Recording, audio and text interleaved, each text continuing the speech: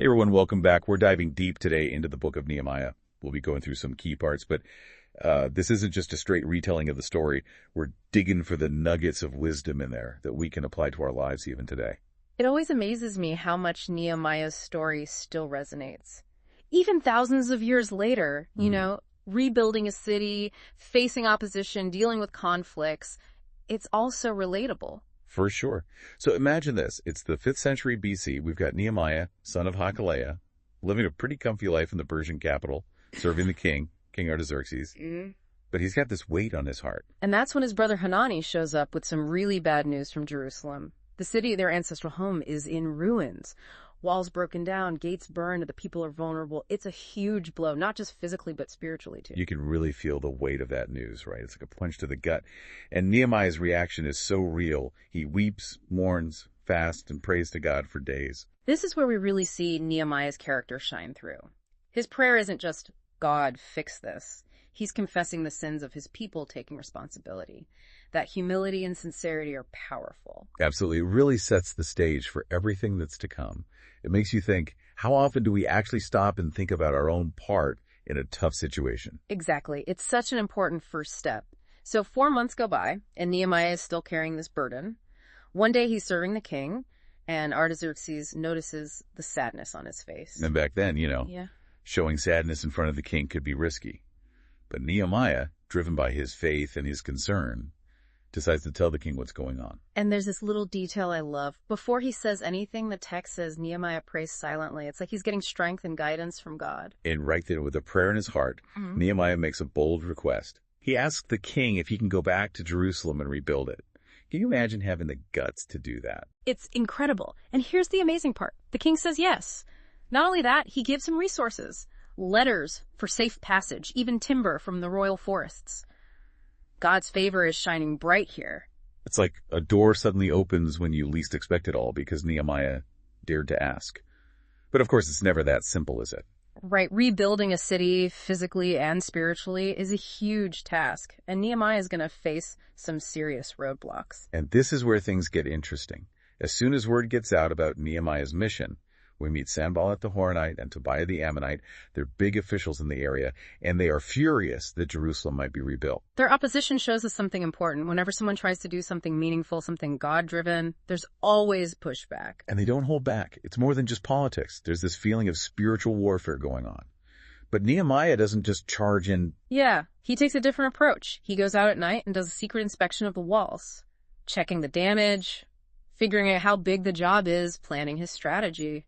It's a good lesson in being prepared and thinking things through. He's like, okay, hold on. Let's figure out what we're dealing with here before we start rebuilding. Right. And once he's got a plan, he brings the people of Jerusalem together. Yeah. Gets them fired up to join him in this huge project. And the people respond to that, don't they? They see his passion, his commitment, and they're willing to put in the work to rebuild their city. But Sanballat and Tobiah, they're not going away quietly. Oh, no, they make it very clear they're not happy. They make fun of the builders, spread rumors, even threaten violence. It's like they're trying everything to make Nehemiah give up and go home. Yeah, it's that classic tactic to distract you and get you discouraged, isn't it? They're trying to undermine everything, make people afraid and break their spirit. It makes you think about the challenges we face when we try to do good in the world. There are always going to be people who try to stop change and hold us back. It's true. But Nehemiah doesn't let them get to him. He keeps reminding everyone why they're doing this, what their faith means, and how strong they are with God on their side. It's like he's saying, don't let them steal your joy. Don't let them stop you. And he doesn't just talk about it, he takes action. Yeah. He sets up a defense system so some people work while others stand guard, armed and ready. It reminds me of that saying, be wise as serpents and harmless as doves. Protect yourself, but stay true to your values. Absolutely. He's not naive, but he is strategic. But as the walls start going up, the opposition gets worse. Sanballat and Tobiah get sneakier in their attempts to stop Nehemiah. They start inviting him to meetings, like they want to talk things out and find some middle ground, but Nehemiah sees right through them. He knows it's a trap to get him away from Jerusalem, maybe even to hurt him. He's got such focus. It's amazing. He doesn't get distracted by their games. His eyes are on the prize, rebuilding the city and giving people hope again. He's got great discernment, knowing when something's off, even if it comes with a smile and a handshake. And his answer is brilliant, basically. No thanks. I'm a little busy building a wall right now. I love that. He doesn't let them control him. But they don't give up that easily. They start spreading rumors saying Nehemiah is planning to rebel against the king, that he's using the rebuilding as a way to grab power for himself. Oh, yeah, the classic smear campaign. Trying to make people doubt him and make the Persian court suspicious, hoping the king will turn against Nehemiah and the whole project will fall apart. It's crazy how far they're willing to go. But again, Nehemiah handles it with wisdom and integrity. He reassures the people, exposes the lies, and keeps moving forward with that same determination. But then they pull out their biggest weapon. They hire a prophet named Shemaiah to give Nehemiah a fake message. This prophet tells him his life is in danger, that assassins are coming to kill him, and that he needs to hide in the temple for safety. Wait a minute, a prophet telling him to run and hide? That doesn't sound right. Exactly. Nehemiah knows something's fishy. See, for someone like him, going to the temple for protection would be breaking sacred law. It would make him look weak, ruin his authority, and give his enemies exactly what they want. That's a really smart trap, to make him look bad and wreck the whole project. But Nehemiah doesn't fall for it. He sees it for what it is and attempt to scare him into messing up. And his response is so strong. He says, "Should a man like me run and hide? Should I go to the temple to save my life? I will not go." It shows how brave he is, how strong his faith is. He's not going to be intimidated. And after all the challenges, the opposition, the attempts to stop him, guess what? The wall is finished. And not only that, it's finished in record time, just 52 days. I can only imagine the celebrations. Oh, it must have been incredible. It shows what you can do with perseverance, how important it is to work together, and how God rewards those who stay true to his plan. But the story doesn't end there, does it? Just when things seem to be calming down, Nehemiah finds another crisis, this time inside the community itself. This one goes to the heart of what it means to live by your faith. Yeah, as the city is being rebuilt, Nehemiah discovers that some of the wealthy nobles and officials have been taking advantage of their own people, using the poor and vulnerable to make themselves richer. It's heartbreaking, and it shows how messed up things are inside the community. They built this strong wall to protect themselves from the outside. But what good is a wall if people are hurting each other from within? It reminds us that real security, real strength, comes not just from physical protection, but from a society that's just compassionate and righteous. So how does Nehemiah deal with this problem within the community? Does he ignore it? Does he try to hide it? No way. Nehemiah is a man of action. He's not afraid to call out injustice, even when it's coming from his own people. Stay tuned for part 3, where we'll see how he handles this challenge and leads the people towards a deeper understanding of what it means to be a community of faith. So we left off with this really tough situation, right? The city walls are up, but there's this injustice happening inside the community itself. Yeah, it's a real test of Nehemiah's leadership. How does he deal with this? He takes it head on. He calls out the nobles and officials, publicly rebukes them for their greed, for taking advantage of the poor, reminds them of their covenant with God, their responsibility to help those in need, to live justly and compassionately. I bet that was intense. It's not some theoretical debate. This is about people's lives being crushed by hardship. Exactly. And the amazing thing is that Nehemiah's words actually make a difference. The nobles may be ashamed by what they've done, maybe moved by Nehemiah's example. They agree to change. They promise to give back the land they took free, those forced into servitude, and stop charging those crazy interest rates. Wow, that's a huge turnaround. What do you think made them listen? Was it his authority, his passion, or something else? It's probably a mix of things. His anger definitely got their attention. But there's also this deep moral authority in his words. He's not just lecturing them, he's speaking to their conscience, reminding them of who they're supposed to be as people of faith. But words are easy, right? How do we know they'll actually follow through? Nehemiah makes sure they're serious. He has them swear an oath before the priests with God as their witness. It's not just a legal agreement, it's a sacred vow.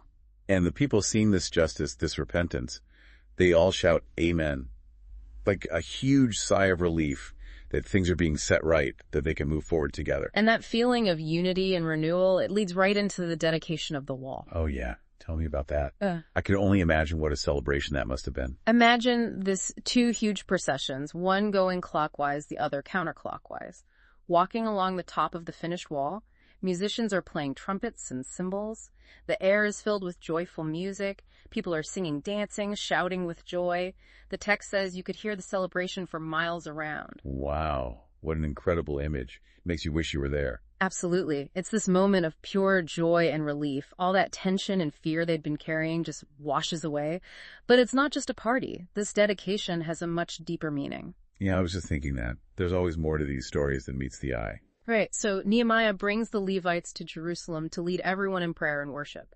Ezra the scribe reads from the book of the law, reminding them of their covenant with God and their responsibilities as his people. It's like they're reconnecting with their faith, rededicating themselves. They're not just celebrating a building.